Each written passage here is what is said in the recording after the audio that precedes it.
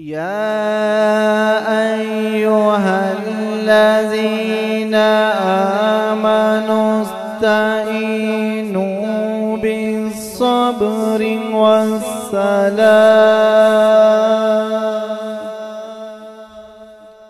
إن الله مع الصابرين. ولا تقولوا لمن يقتل في سبيل الله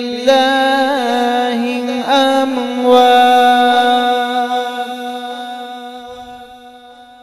بل أحياء ولكن لا تشعرون. ولنبلونكم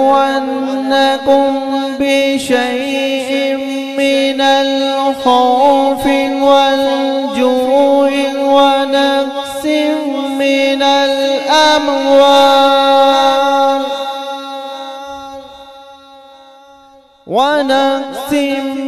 الأموال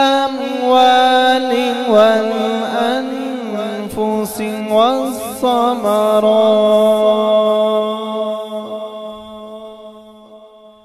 وبشر الصابرين.